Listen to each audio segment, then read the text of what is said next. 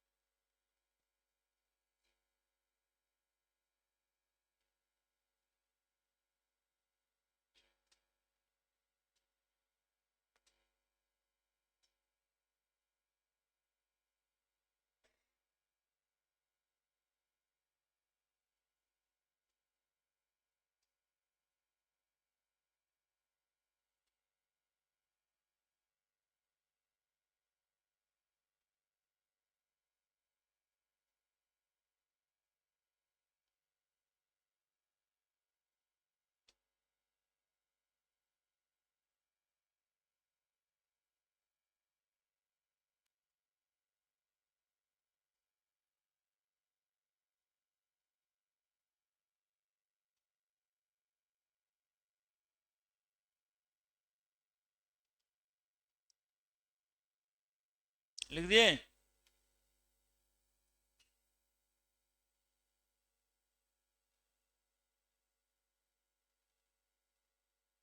पढ़े, नहीं sir.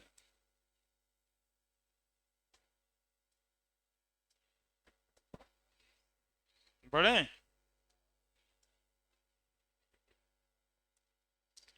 Mole fraction,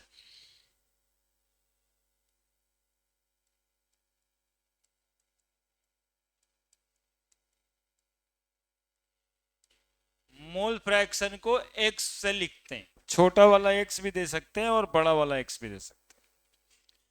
fraction का मतलब है रेशियो, फ्रैक्शन का मतलब है रेशियो, रेशियो किसका, तो मोल का।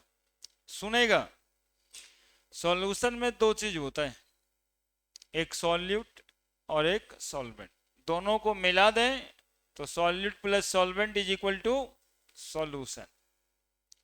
तो नंबर ऑफ मोल किसी एक का, चाहे तो सॉल्यूट का चाहे तो सॉल्वेंट का, बटा total number of mole of solution, solution के नंबर ऑफ मोल से भागा दे दें सॉल्यूट के नंबर ऑफ मोल को, तो इस बात को बोलेंगे मोल फ्रैक्शन, है ना। सॉल्वेंट के मोल को भागा दे देंगे सॉल्यूशन के नंबर ऑफ मोल से, तो मोल फ्रैक्शन ऑफ सॉल्वेंट का है। तो मोल फ्रैक्शन को डिफाइन करते हैं कि it is the ratio of number of mole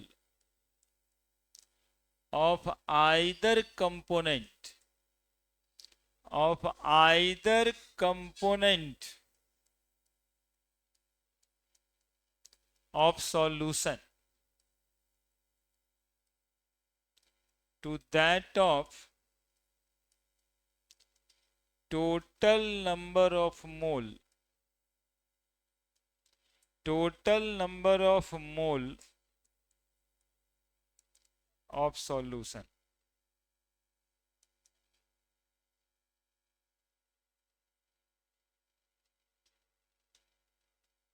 called as mole fraction.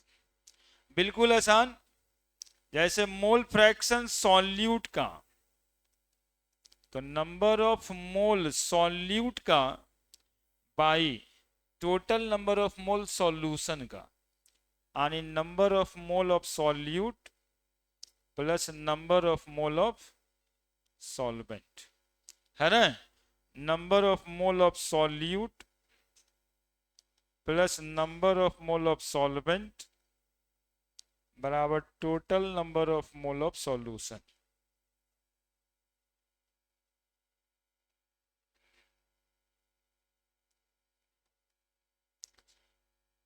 Similarly यदि मोल फ्रैक्शन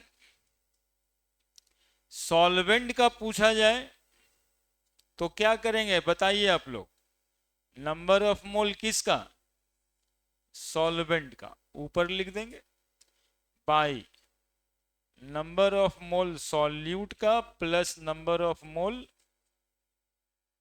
सॉल्वेंट का।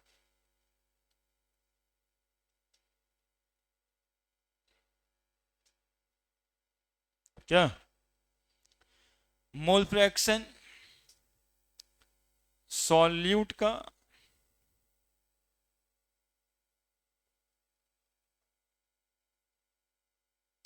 Number of mole solute by number of mole of solute plus number of mole of solvent.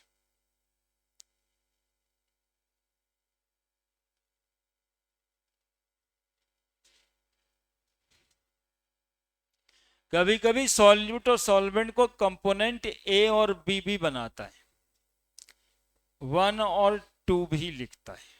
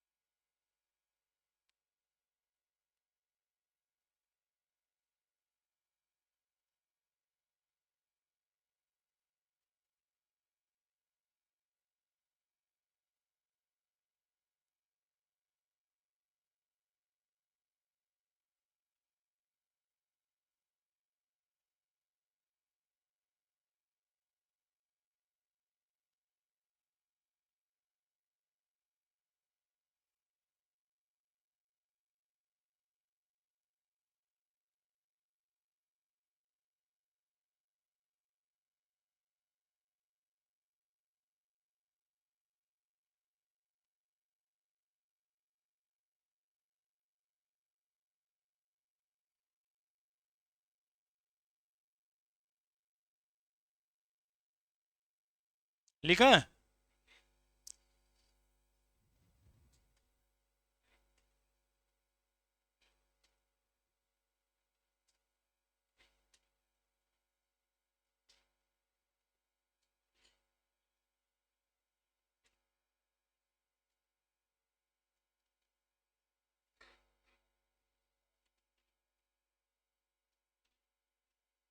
अब देखिए,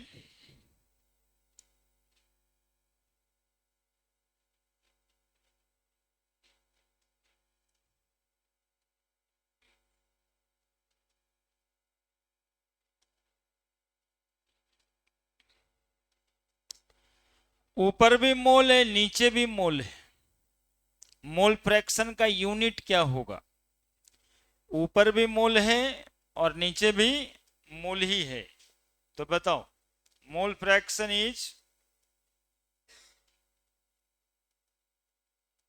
unit less quantity.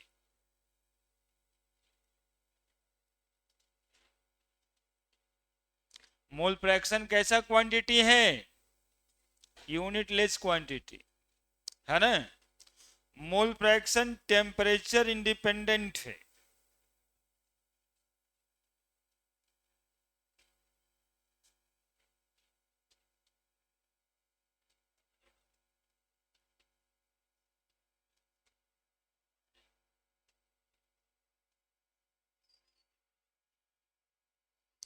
Mole fraction temperature independent quantity, और इसके पहले जो molality था वो भी टेम्परेचर इंडिपेंडेंट क्वांटिटी था, वो अलग से लिख भी देना नोट में।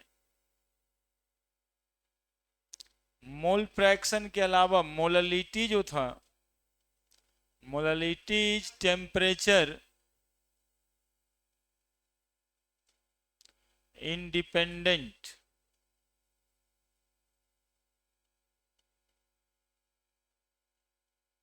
क्वांटिटी। क्यों temperature independent? Since it deal with wait of solvent. इसको बोल्ड करके लिख देना, मोललिटी वाला है ये। मोललिटी टेम्परेचर पे डिपेंड नहीं करता है, मोललिटी टेम्परेचर पे डिपेंड नहीं करता है। मोल फ्रैक्शन भी टेम्परेचर पे डिपेंड नहीं करता है।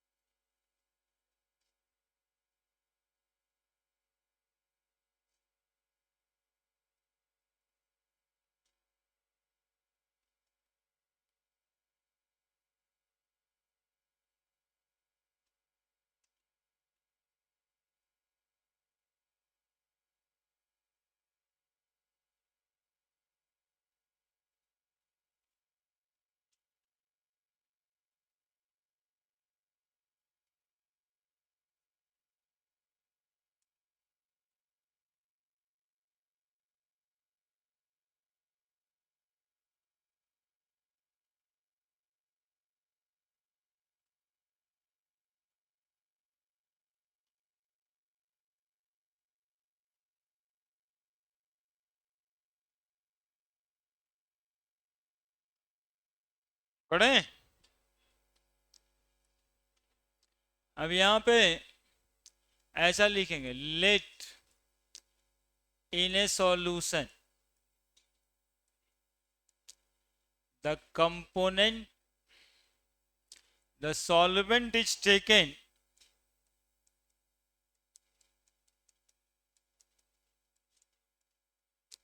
as component 1। जनरली इस चैप्टर में सॉल्वेंट को कंपोनेंट 1 के रूप में लिया गया, मतलब दो कंपोनेंट होता है सॉल्यूशन का, एक सॉल्यूट और दूसरा solvent. Solvent is taken as component 1 and solute is taken as component 2। Then solute को हमने 2 माना है, x2 is equal to n2 by n1 plus n2। x2 यानी सॉल्यूट हो गया, इन number of mole of solute by number of mole of solute plus number of mole of solvent, that also equal to number of mole को हम लोग लिख सकते हैं बाबू वेट बाई मॉलिक्यूलर वेट, नीचे में भी बड़ा वाला W बाई बड़ा वाला M, छोटा वाला W बाई छोटा वाला M।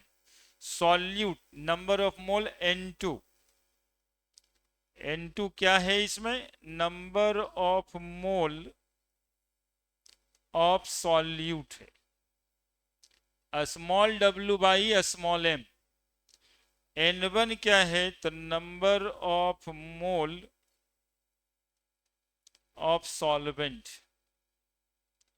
बड़ा वाला W बड़ा वाला M, है ना। x2 is equal to n2 by n1 plus n2। और यदि नंबर ऑफ मोल के बजाय वेट दिया हुआ है तो small w by small m, solute का वेट, बड़ा वाला W बाई बड़ा वाला M, सॉल्वेंट का वेट।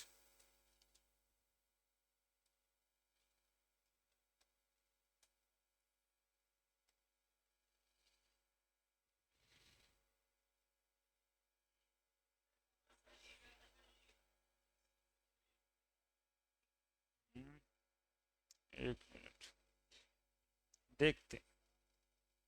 हाँ, क्या हो गया? Let in in a solution, let in a solution लिखना था यहाँ पर।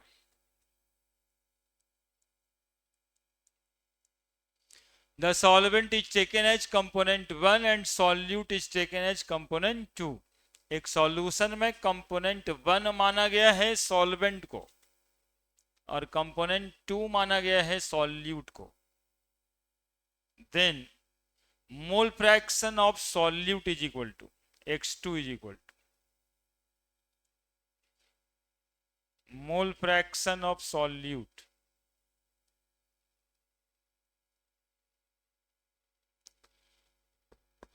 Small w weight of solute, small m, यहीं से लिखते जाना, और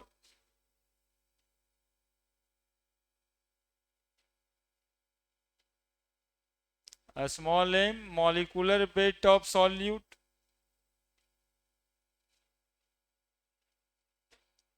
बड़ा W वेट ऑफ सॉल्वेंट है,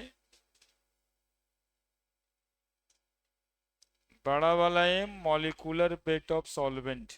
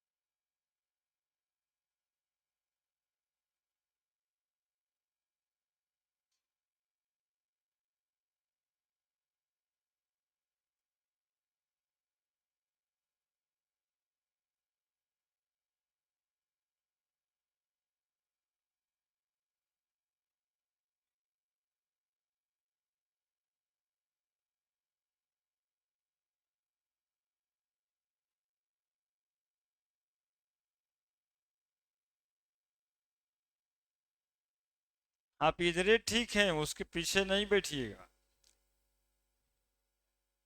वो दोनों को साथ भी नहीं बैठना है। आप तो इधर बैठते थे, काहे के लिए पीछे गए? वो कुछ कुछ ऐसा करेगा जो पता नहीं चलेगा, लेकिन इन्वॉल्व करके रखेगा। पैरेलल कहानी चल जाता है। होता क्या है कि बैठने के बाद पैरेलल एक ठो कहानी चलते रहता है, उस कहानी के बीच में हम आते हैं डिस्टर्ब करने के लिए। तो हमें डिस्टर्ब करने के लिए सब सोचता है, इस वजह से दिक्कत है। Small w by small m, यहीं पे रहिए। अब अगला बात पढ़ना है कि मोल फ्रैक्शन का सम कितना के बराबर होता है, कोई बताएंगे क्या? Sum of mole fraction is equal to 1। किसी भी फ्रैक्शन का सम हमेशा 1 ही होता है, ये मैथमेटिकल टर्म है। फ्रैक्शन का सम 1 होता है, तो मोल फ्रैक्शन का सम 1 होगा। तो यहां पर अगला पॉइंट है sum of mole fraction is equal to 1। Sum of mole fraction is equal to 1। क्या कहने का मतलब है कि mole fraction of solute plus mole fraction of solvent is equal to 1। या अभी जैसे सॉल्यूट को कंपोनेंट 2 बनाए और सॉल्वेंट को कंपोनेंट 1 बनाए, तो x2 प्लस x1 बराबर 1। और यू कैन राइट कि x2 बराबर 1 माइनस x1, है ना। अब देखो इधर समझाते हैं कि मोल फ्रैक्शन का सम 1 कैसे होता है, या किसी भी फ्रैक्शन का सम 1 कैसे होता है। मान लो कि 50 एक क्वांटिटी है, समझना, इसको 3 फ्रैक्शन में बांट देते हैं, 10, 20, तो 20 ही बचेगा, 30 करेंगे 35 कर देते, थोड़ा अलग अलग तीनों करना था। 10, 15, 25, 3 भाग में बांट दिए 50 एक क्वांटिटी को, ठीक है। अब इसका फ्रैक्शन लिए तो 10/50, 15/50, 25/50, और फ्रैक्शन का सम 1 होता है या नहीं होता है ये देखने के लिए क्या करना पड़ेगा, तीनों को जोड़ देंगे।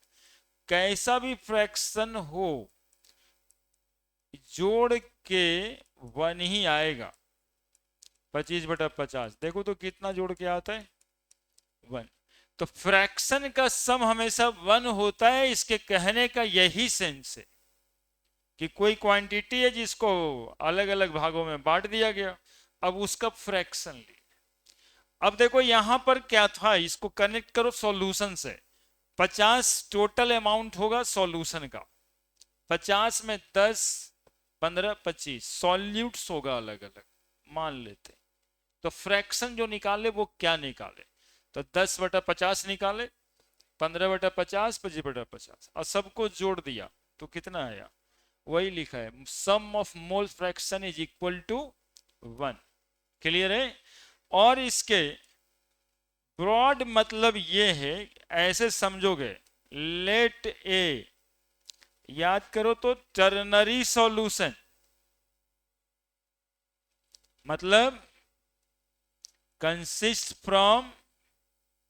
कंसिस्ट ऑफ कंपोनेंट,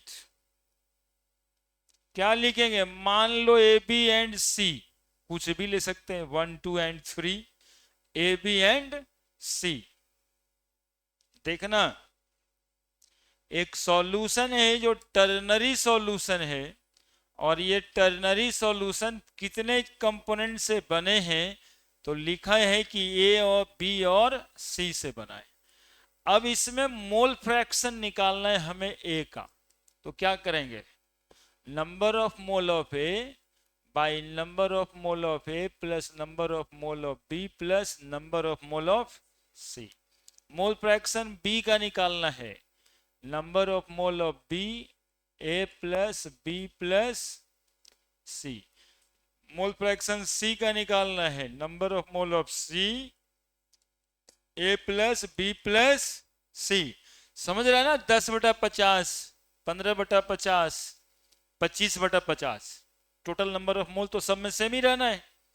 अब हम लिखेंगे कि मोल फ्रैक्शन ए का, मोल फ्रैक्शन बी का, मोल फ्रैक्शन सी का, तीनों को जोड़ देंगे तो कितना आएगा, 1। यही समझाए थे, sum of mole fraction is equal to 1।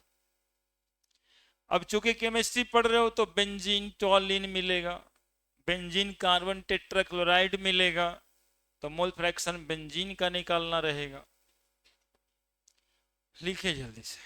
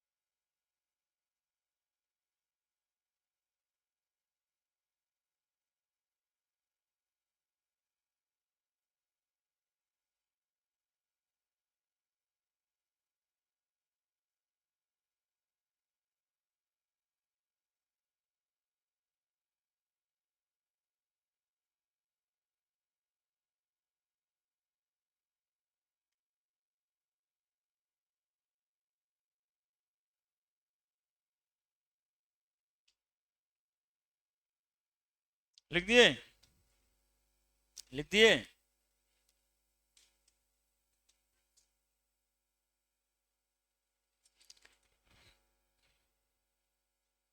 अब देखिए क्वेश्चन देखते हैं। होगा calculate the mole fraction of benzene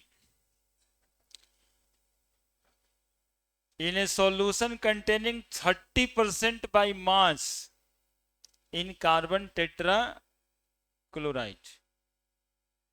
कैसे बनेगा? लिखिए, क्वेश्चन लिखिए, फिर बनाते हैं हम। ये क्या किए?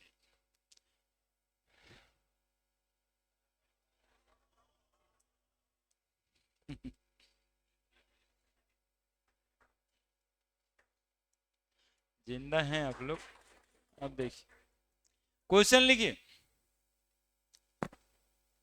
Calculate the mole fraction of benzene in a solution containing 30% by mass in carbon tetrachloride।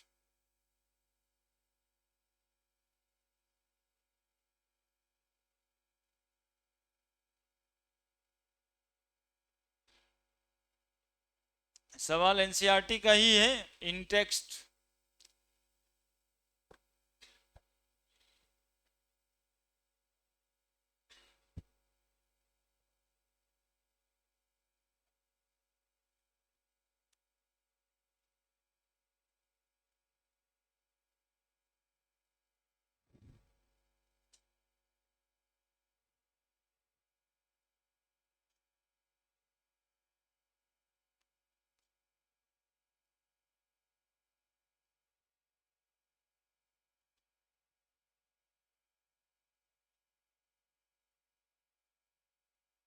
लिखे? देखिए कैसे बनाना है, सुनिएगा। बस एक अक्षर लिखा है, कैलकुलेट द मोल फ्रैक्शन तो है ये लिखा हुआ। किसका मोल फ्रैक्शन निकालना है? बेंजीन का निकालना है, बेंजीन का निकालना है। Solution containing 30% by mass. 30% by mass का क्या मतलब? 30% बाई मास का क्या मतलब, सबसे पहले ये जानेंगे। तो इस क्वेश्चन में दो चीज है, एक तो बेंजीन है, लिख दे फॉर्मूला बेंजीन का, बेंजीन है। और दूसरा क्या है? Carbon tetrachloride CCl4। ठीक है? इसका मतलब क्या हुआ? तो इसका मतलब पिछले दिन बताए हैं कि 30 ग्राम, और ये हम बताएं इसलिए नहीं, पहले से जानते भी हैं परसेंटेज का मतलब। 30 gram of benzene present in 100 gram of, क्या बोलो आगे, 100 ग्राम ऑफ सॉल्यूशन। सॉल्यूशन में दो चीज है, एक बेंजीन है, तो वेट ऑफ बेंजीन क्या gram? 30 gram. Small w। Weight of benzene के अलावा इसमें कार्बन टेट्राक्लोराइड है, कितना आएगा? 100 माइनस बराबर 70 ग्राम। लेकिन मोल फ्रैक्शन तो निकलता है मोल से। मोल निकालने के लिए वेट पता है, मॉलिक्यूलर वेट चाहिए। मॉलिक्यूलर वेट से डिवाइड कर देंगे तो नंबर ऑफ मोल निकल जाएगा। क्या?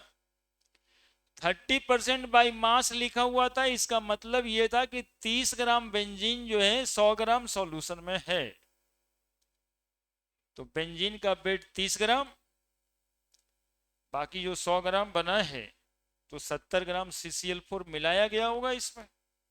क्या? अब C6H6 का मॉलिक्यूलर मास कितना?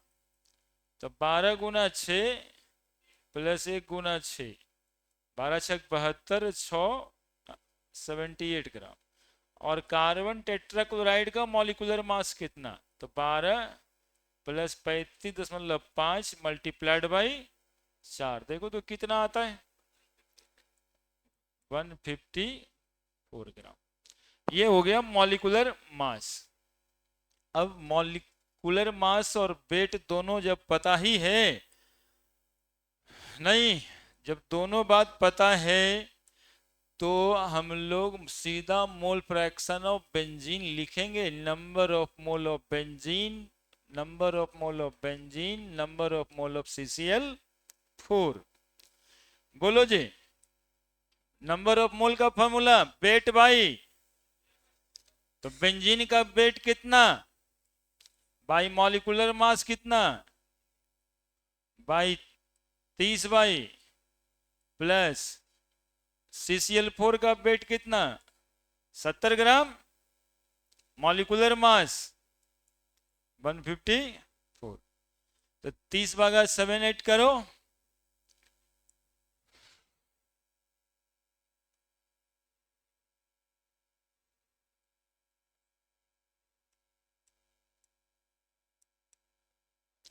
0.397, 0.397, 70, क्या हो गया?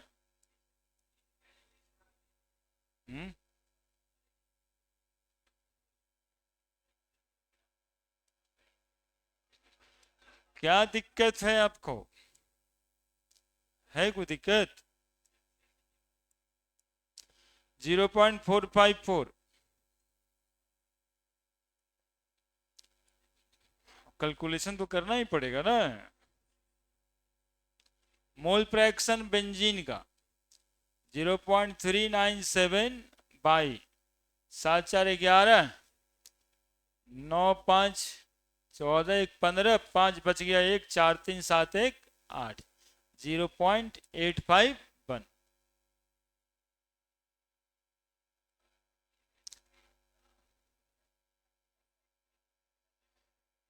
गलत हो गया।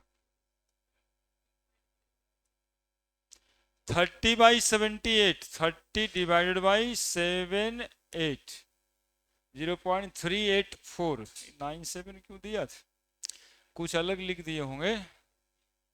0.384,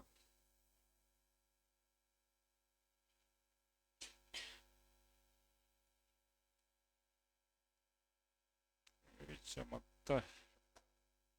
अच्छा, 0.384, 0.384, तो 4 4 8,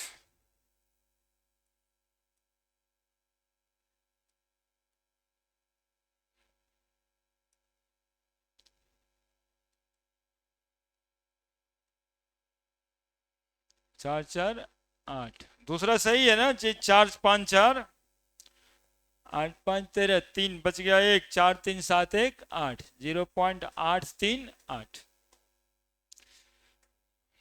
देख लो जोड़ करके, गलती ये है 0.384। देखो ना गलती होगा, 8 3 8, 0.384 डिवाइडेड बाई 0.838, 0.458।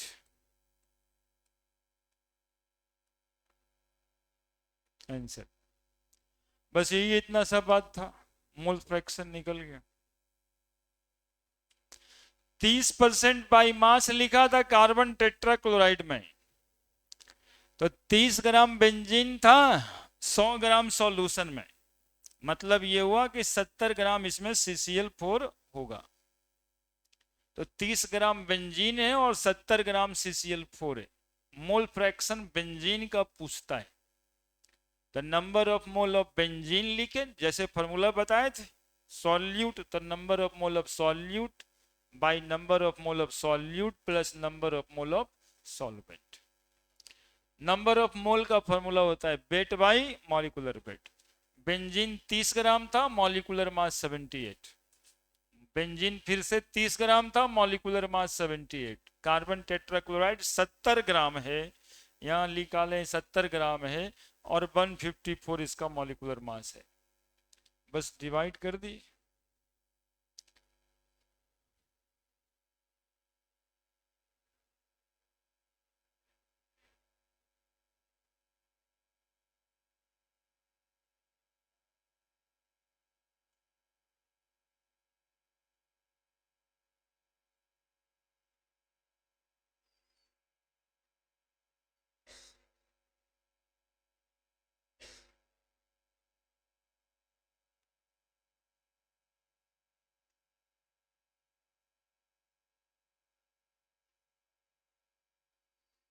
लिख दिया। अगला देखिए, ये तो मोलरिटी एक स्टेप आगे होगा। हाँ लिखिए इसको, NH2CONH2 लिखा हुआ है, NH2CONH2 ऐसे लिखिएगा, यूरिया कहते हैं इसको।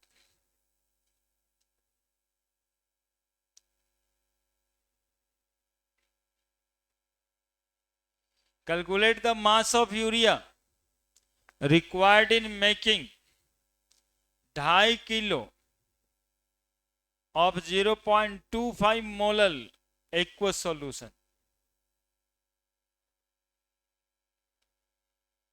ये भी एनसीईआरटी का इंटेक्स क्वेश्चन है।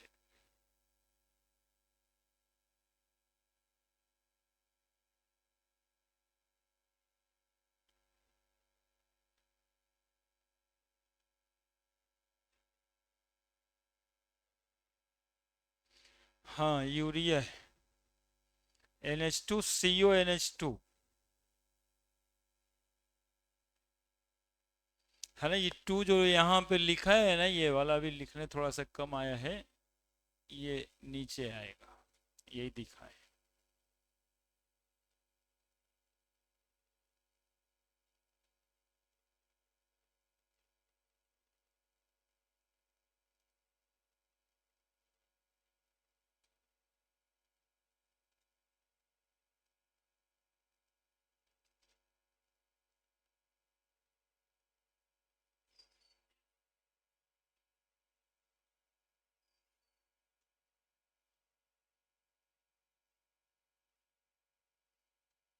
लिखे, देखो calculate the mass of urea, क्या निकालना है, यूरिया का मास यानी स्मॉल w निकालना है। Required in making 2.5 kg of, देखो जी 2.5 kg ऑफ 0.25 मोलल को कैसे समझोगे, कैसे तोड़ोगे। 2.5 kg 0.25 मोलल एक्वस सॉल्यूशन, यहां पे समझोगे इसका मतलब सॉल्वेंट का वेट जो है ना, वेट ऑफ सॉल्वेंट, चूंकि मोललिटी है, मोललिटी में सॉल्वेंट होता है 2.5 kg, और मोललिटी दे रखा है कितना 0.25, इसका मतलब समझाए। निकालना क्या था, सॉल्यूट का वेट यानी वेट ऑफ यूरिया पूछ रहे थे, यूरिया सॉल्यूट ही है ना। दो चीज है इसमें, एक तो यूरिया है और दूसरा एक्वस सॉल्यूशन। एक्वस का मतलब सॉल्वेंट क्या है इसमें, वाटर। तो यूरिया है और वाटर है, जैसे यहाँ पे नमक पानी रहता है, चीनी पानी रहता है, यूरिया और पानी है। यूरिया का मास पूछता है यानी वेट ऑफ सॉल्यूट पूछता है, मास ऑफ सॉल्यूट पूछता है। सॉल्वेंट 2.5 kg, मोललिटी 0.25 है। तो मोललिटी का फॉर्मूला अभी अभी पढ़े, वेट बाई, बोलो ना जी, मॉलिक्यूलर वेट इनटू सॉल्वेंट का वेट, किस चीज में, केजी में, है ना। ग्राम रखते हैं तो ऊपर लिखते हैं 1000। मोललिटी कितना दिया हुआ है 0.25, वेट नहीं पता, मॉलिक्यूलर मास यूरिया का निकाल लो, कोई निकाले अभी तक 60 आएगा, वेरी गुड। 14 नाइट्रोजन का, हाइड्रोजन का 1 गुना 2, कार्बन का 12, ऑक्सीजन का 16, फिर नाइट्रोजन का 14, हाइड्रोजन का 2, बराबर 60 ग्राम आएगा। तो यहां पर 60 लिखेंगे। सॉल्वेंट का वेट 2.5 kg, तो 2.5 kg लिख देंगे। तो सॉल्यूट का वेट तो सीधा सीधा निकलता हुआ दिखाई दे रहा है, 0.25 गुना 60 इंटू 2.5। अब इसको सॉल्व करना है, तो वेट इज इक्वल टू 0.25 गुना 60 गुना 2.5, दशमलव का हिसाब किताब कर दो, है ना। 100, 25 में 4 से कट जाएगा, 4 जो है 15 से कट जाएगा, 15 दूनी 30 होता है, और 7.5 जोड़ देंगे, 37.5 ग्राम आंसर। यानी 37.5 ग्राम यूरिया है इसमें।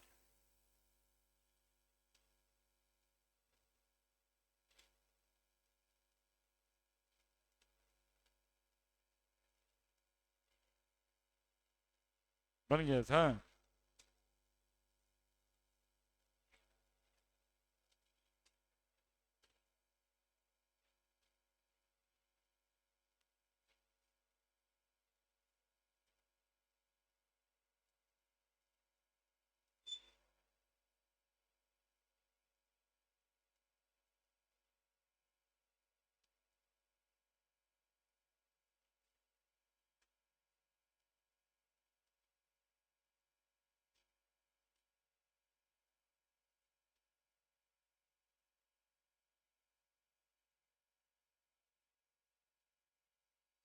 बड़े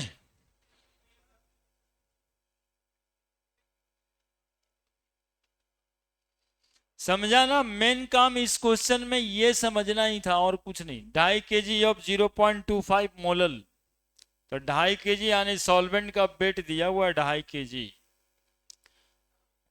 वेट ऑफ सॉल्वेंट 2.5 ग्राम देखो लिखिए,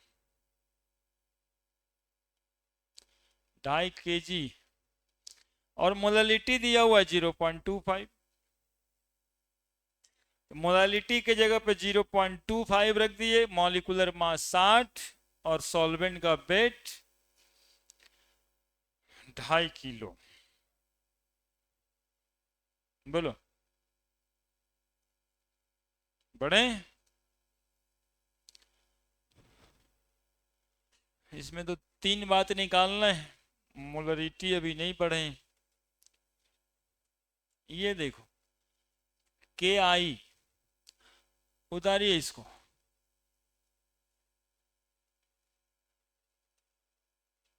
KI पोटेशियम आयोडाइड,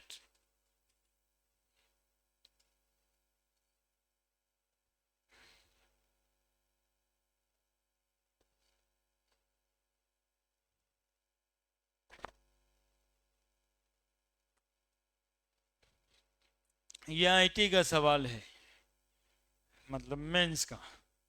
अब देखिए इसमें क्या है विशेष, अभी जैसे बनाए थे वैसे ही है या कुछ और है। बनाइए जल्दी से इसको अपने से।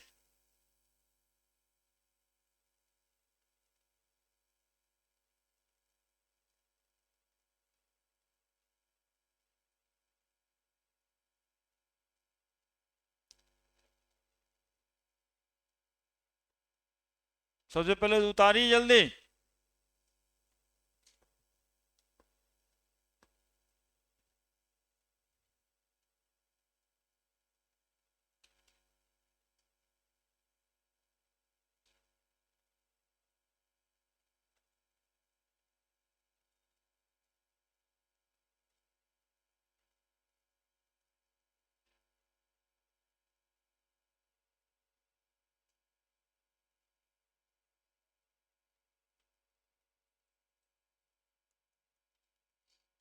आंसर देखिए क्या कहता है, what would be the molality of 20% aqueous solution, mass by mass, मतलब परसेंट बाई मास। 20% है एक्वस के आई, तो जो पहला सवाल बनाए थे 30% वैसे ही तो है बिल्कुल। कौन है दो चीज, एक के आई है सॉल्यूट, एक को सॉल्यूशन यानी वाटर होगा सॉल्वेंट। तो सब कुछ तो है। 20% के आई यानी सॉल्यूट का वेट 20 ग्राम, तो पानी का वेट सॉल्वेंट का वेट होगा 80 ग्राम। बन जाएगा सब। बनाइए बनाइए, 2 मिनट में बनाइए।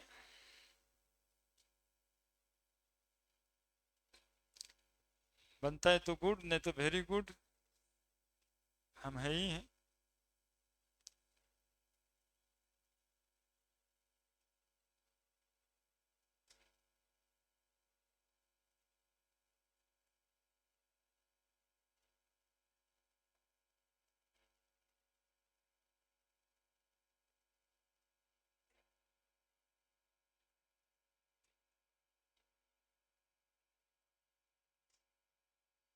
क्या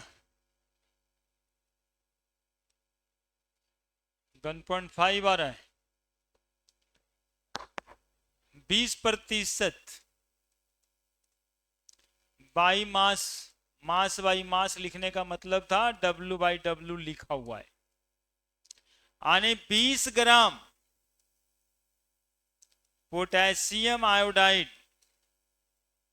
present in 100 gram of solution. ठीक है, तो बताइए वेट ऑफ सॉल्यूट यानी के आई कितना ग्राम हुआ? 20 ग्राम। वेट ऑफ वाटर पानी कितना ग्राम आएगा? 100 माइनस 20 ग्राम। चूंकि चूंकि सॉल्वेंट इसमें होगा 80 ग्राम। के आई का मॉलिक्यूलर मास लिखा है सवाल में खुद ही 166 ग्राम, मॉलिक्यूलर मास ऑफ।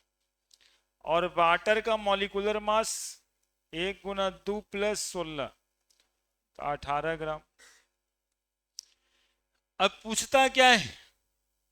तो वो पूछ रहा है मोललिटी। ठीक है, मोलो फ्रैक्शन पूछता तो बना देते, लेकिन मोललिटी ही पूछ रहा है। तो मोललिटी का क्या फॉर्मूला है? मोललिटी बराबर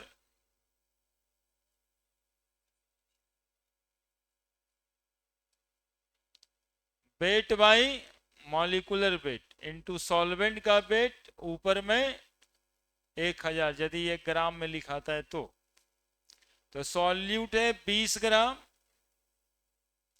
मॉलिक्यूलर मास 166 ग्राम, सॉल्वेंट का वेट 80 ग्राम, ऊपर मल्टीप्लाइड हो जाएगा 1000, 20 4 से कट जाएगा, 4 1000 से कट जाएगा, 250 बाई 166। बस इतना ही सवाल था, और कहाँ कुछ है।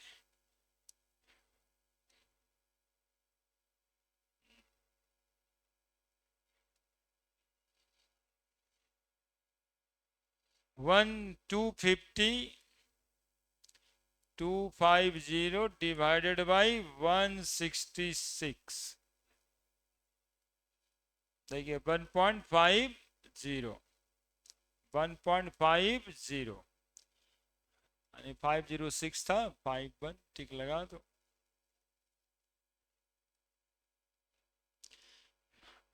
देखिए 2019 का सवाल है, मतलब क्या दिक्कत है, क्या अंतर है? जैसे 30% था वैसे ही 20% है ये।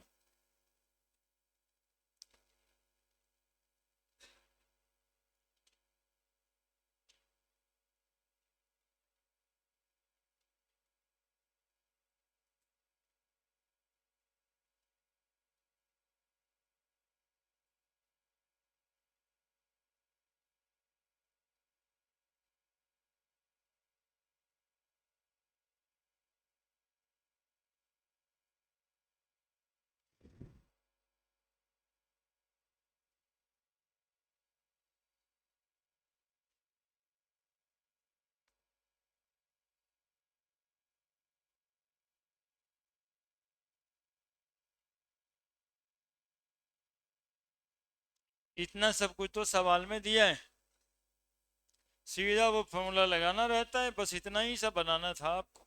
ये सब तो सब लिखा हुआ है उसी में,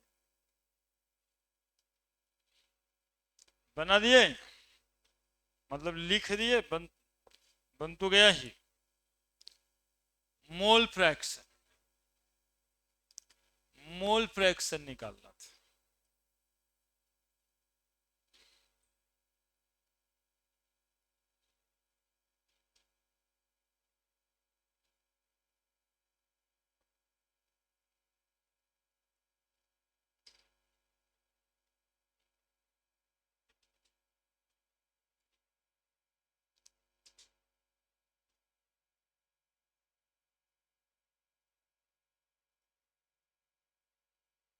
मोल fraction of solvent in aqueous solution of solute is 0.8। अभी तो पढ़ाया था mole fraction. The molality of the aqueous solution is, देखिए ईवीआईटी का सवाल ही है, देखिए लिखिए पहले फिर सिखाते हैं।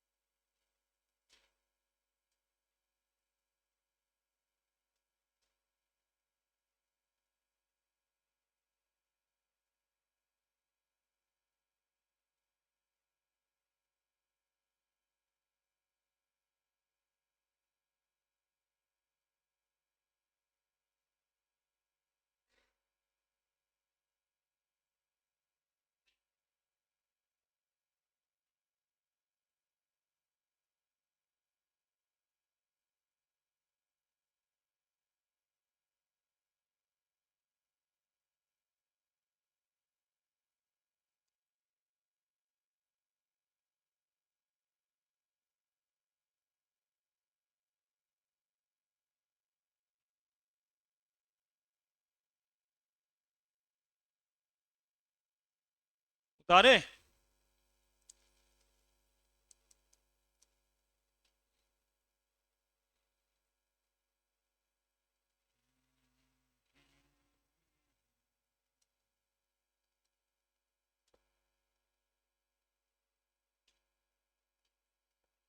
देखिए क्या कह रहा है, the mole fraction of solvent, ऐसे लिखिए, मोल fraction of solvent in aqueous solution of solute is 0.8। बताइए, अभी तुरंत तुरंत बात हो रहा था कि sum of mole fraction is equal to 1। यदि सॉल्वेंट का मोल फ्रैक्शन पता है तो सॉल्यूट का मोल फ्रैक्शन कितना बताओ, नहीं होगा क्या? Solute 1 minus solvent, 1 minus mole fraction of solvent, यानी 0.2 सॉल्यूट का मोल फ्रैक्शन, ठीक है। और 0.2 मोल फ्रैक्शन का क्या मतलब है कि 0.2 mole of solute present in 1 mole of solution, that is, समझने के लिए आपको 0.2 mole of solute present in 1 mole of solution, ये इसका मतलब होता है। पूछ क्या रहा है, molality of the aqueous solution is, बना देते, मोललिटी का जो फॉर्मूला है वो लगा देते, यही तो ठीक था।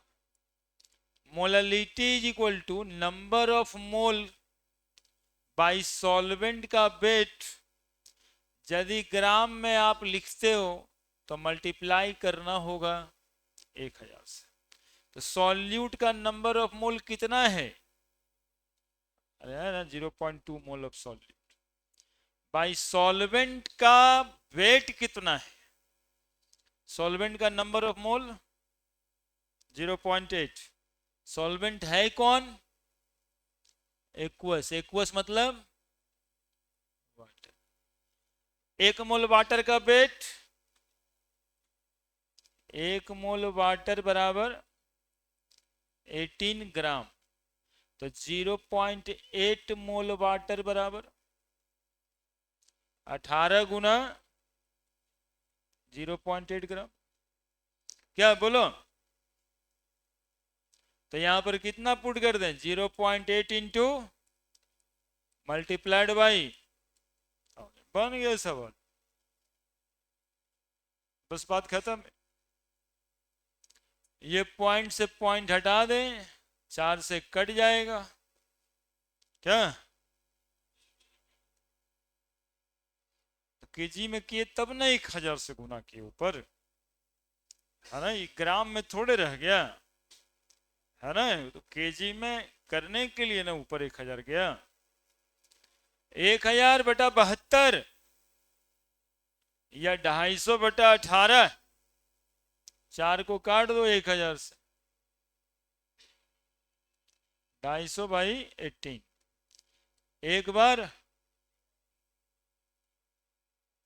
पहले ये तो ला दें, है ना, कितना आ रहा है ये? 13.88। आंसर इज, देखिए कितना आसान है, यदि पढ़ लिए होते अच्छे से तो नहीं बनने का कौन सा सवाल है। और एक क्वेश्चन ये 4 नंबर देता है, और कंफर्म ही हर साल तो आता है, कोई ना कोई मोलालिटी या मोल फ्रैक्शन निकाल, बोर्ड में भी आता है। What do you mean by mole fraction भी आता है, यानी डिफिनीशन भी आता है, न्यूमेरिकल भी आता है, तो सीखने में क्या जाता है? और सीखना बहुत भारी है भी नहीं।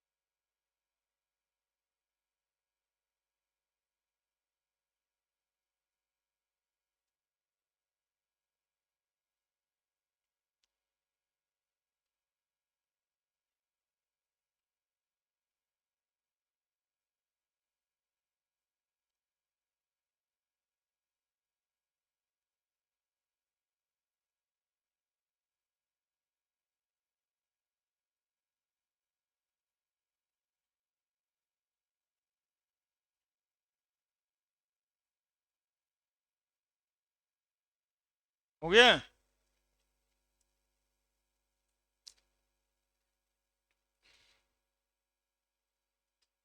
ये आगे बनेगा मोलरिटी है, molarity, molarity,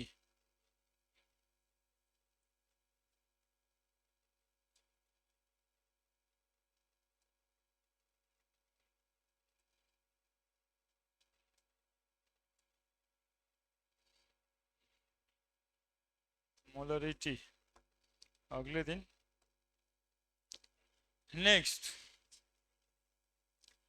normality,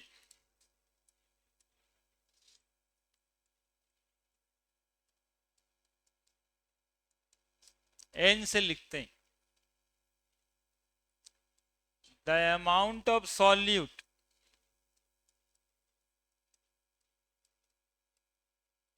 in term of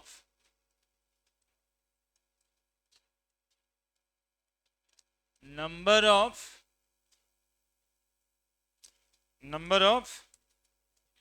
सही तो बता रहा है, number of gram equivalent per unit volume of solution, per unit volume of solution called as normality, यानी नॉर्मलिटी को जो n से लिखते हैं,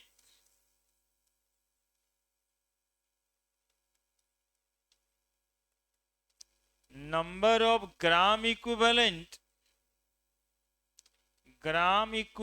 एक टर्म है, जैसे नंबर ऑफ मोल एक टर्म है ऑफ सॉल्यूट बाई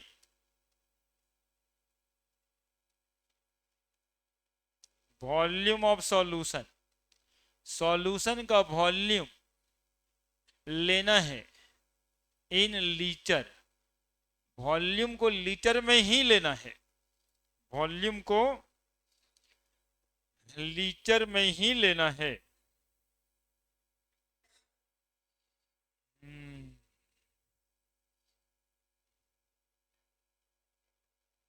हम्म।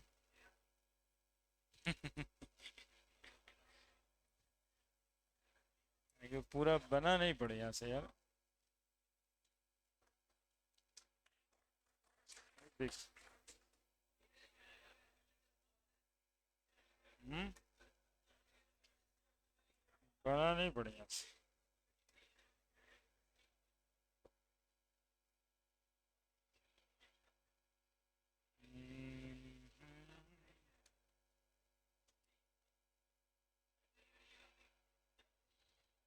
ठीक, ठीक है, समझ ही रहे।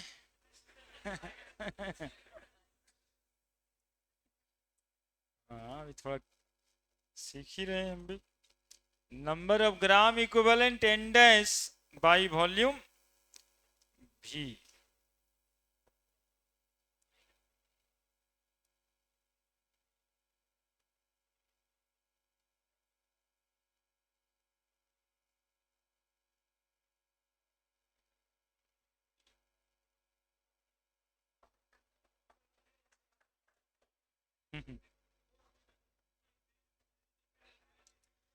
N dash number of gram equivalent को लिखें और वॉल्यूम ऑफ सॉल्यूशन को लीटर में लिखना है ना? यहां तक आना था, देख ही रहा है। यूनिट क्या हो जाएगा नॉर्मलिटी का?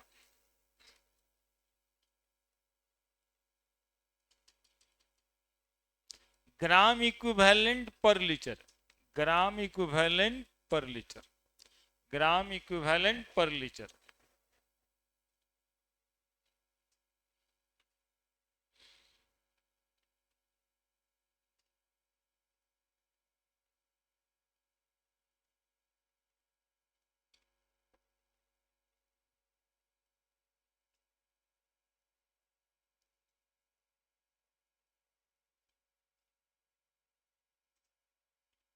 Litre, LT.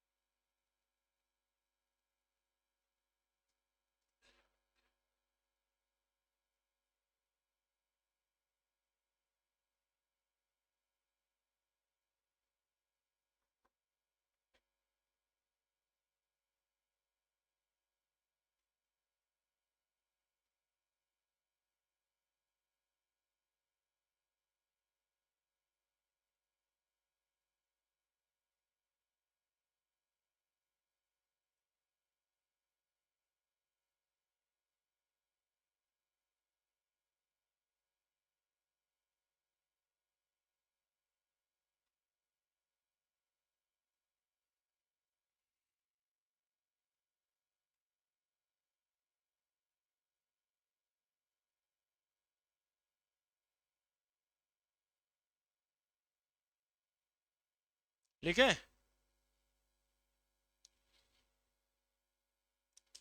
बड़े, अब देखो नंबर ऑफ ग्राम इक्विवेलेंट क्या होता है, याद है? नंबर ऑफ ग्राम इक्विवेलेंट भी थोड़ा सा डिस्कस कर देते हैं। बहुत ही आसान, the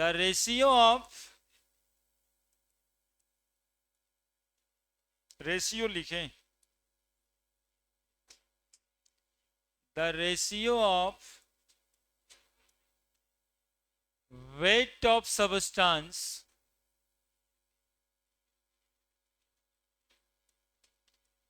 to that of equivalent weight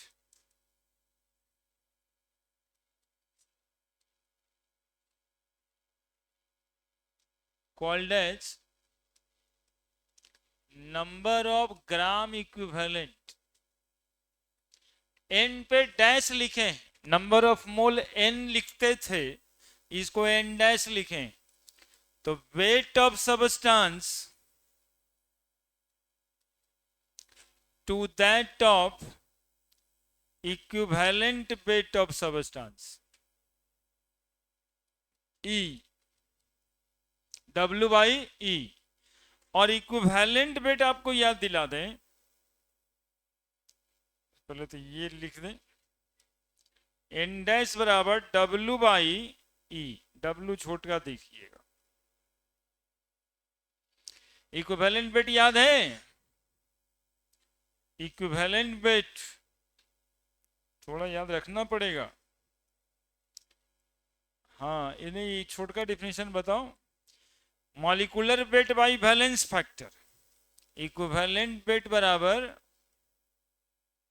molecular weight by valence factor, VF। Valence factor बराबर वैलेंसी एटम के लिए, है ना, वैलेंसी ही हो जाता है वैलेंस फैक्टर के बराबर यदि कोई एटम है नंबर ऑफ पॉजिटिव और negative charge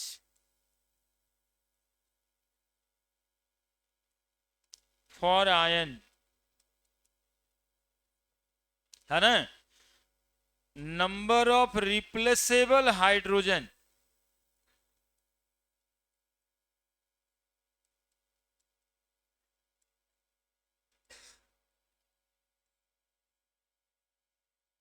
for acid,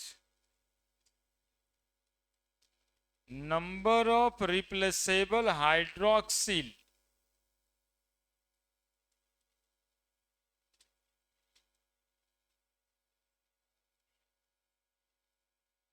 for base.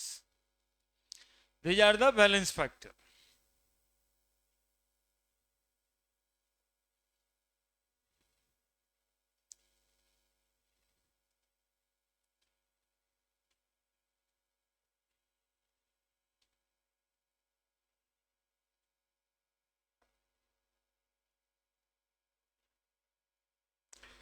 W by E, weight by equivalent weight.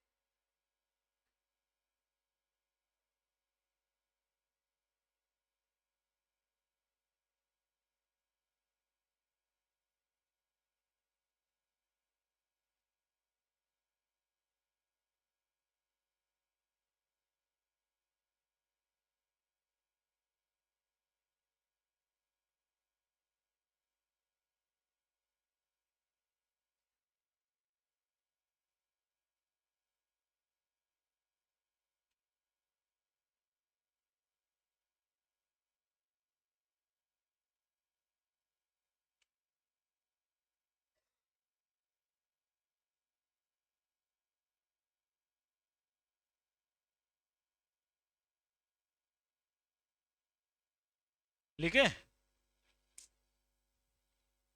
वो VF लिखे बैलेंस फैक्टर को, और वो होता क्या है, तो बैलेंसी होता है एटम्स के लिए, या कोई आयन है तो पॉजिटिव नेगेटिव चार्ज, एसिड है तो हाइड्रोजन कितना उसमें हटने लायक है, बेस है तो हाइड्रोक्सिल कितना है, और साल्ट में भी number of positive negative charge ही होता है ना।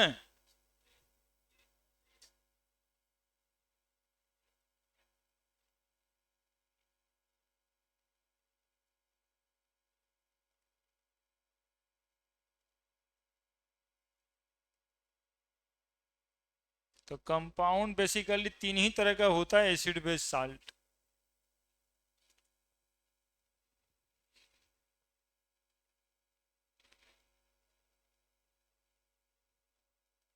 Replaceable hydrogen,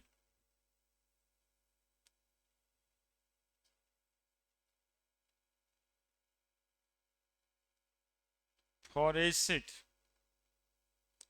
number of replaceable hydroxyl for base,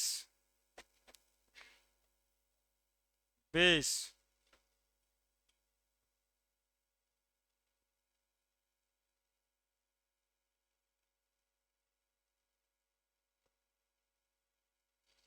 अभी इस फॉर्मूले को नॉर्मलिटी वाले फॉर्मूले में सेट करना है ना। तो नॉर्मलिटी का जो फॉर्मूला था वो ये, number of gram equivalent of solute, और नंबर ऑफ ग्राम इक्विवेलेंट बराबर होता है weight by equivalent weight. Equivalent weight बराबर ये बताएं क्या। तो normality is equal to, normality is equal to number of gram equivalent by volume in litre. और चूंकि, अच्छा एक मिनट और देखो, बक्सा बनाते हैं। नॉर्मलिटी बराबर number of gram equivalent, volume को जब एमएल में लिखोगे बाबू तो इनटू 1000 से मल्टीप्लाई करोगे, लीटर में लाने के लिए ही। वॉल्यूम को जब एमएल में लिखेंगे तब 1000 से मल्टीप्लाई करेंगे। नंबर ऑफ ग्राम इक्विवेलेंट बराबर अभी मालूम चला है वेट बाई इक्विवेलेंट वेट। तो बताओ, नॉर्मलिटी बराबर लिख सकते हैं ना wait by equivalent wait, volume in ML, ऊपर में 1000। क्या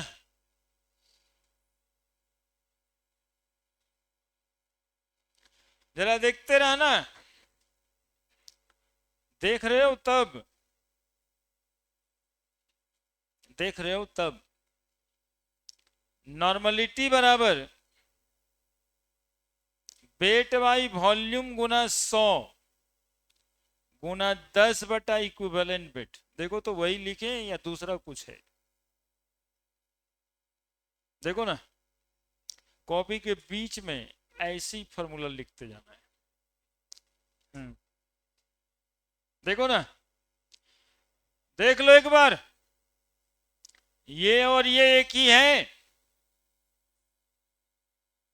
तो ऐसे काहे लिखे हैं? वैसे तो ठीक ही लग रहा था, क्यों लिखे वैसे? हाँ, ये वाला परसेंट बाई वॉल्यूम हो गया। तो बोलो नॉर्मलिटी बराबर percent weight by volume into 10 बटा क्या लिख दें, इक्विवेलेंट वेट। देखो पहले लिखोगे तो परेशान रहोगे। देखो पहले, percent by volume is equal to, पिछले क्लास में पढ़े थे, परसेंट वेट बाई वेट गुना डेंसिटी, पढ़े थे। तो बताओ, नॉर्मलिटी बराबर लिख दें परसेंटेज बाई मास गुना डेंसिटी गुना 10 बाई इक्विवेलेंट वेट। देखो यही फॉर्मूला ये बन गया। क्या बना या नहीं? अभी कहाँ गया शेप बनाने वाला? देखिए ये गड़बड़, लेकिन अब हमको क्या करना है, बना के ही रहना है।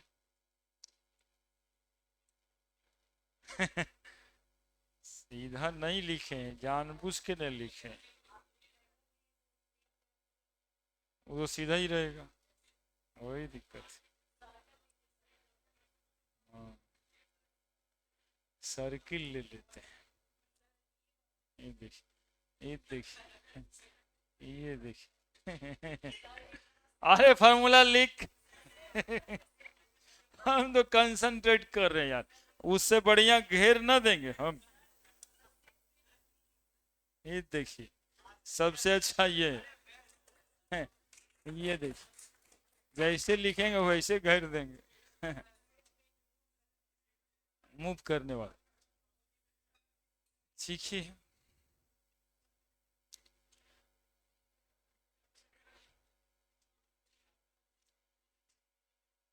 तो इसमें कौन क्या था, देखो क्या किए हैं, वेट बाई वॉल्यूम एमएल में ऊपर में 1000, परसेंटेज वेट बाई वॉल्यूम लिख के 10 किए बाई इक्विवेलेंट वेट, और परसेंट वेट बाई वॉल्यूम बराबर percent by mass, W by W होता है इंटू टी होता है।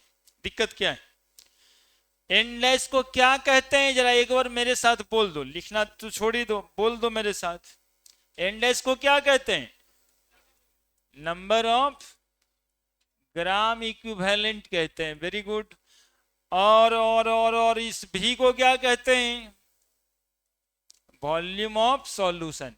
पिछले कॉपी में लिखें। ये छोटका डब्लू क्या है? Wait of solute. ई क्या लिखे हैं? Equivalent weight of solute. ई लिख दिए, अब तो कुछ नहीं बचा। परसेंटेज डब्ल्यू बाई भी लिखा रहता, मतलब percent by volume. Percentage by mass, W by W लिखा हुआ है, मतलब परसेंट बाई मास। और डी का मतलब, डी का मतलब डेंसिटी ऑफ सॉल्यूशन। सब टेढ़ा लिख दिए, देखो।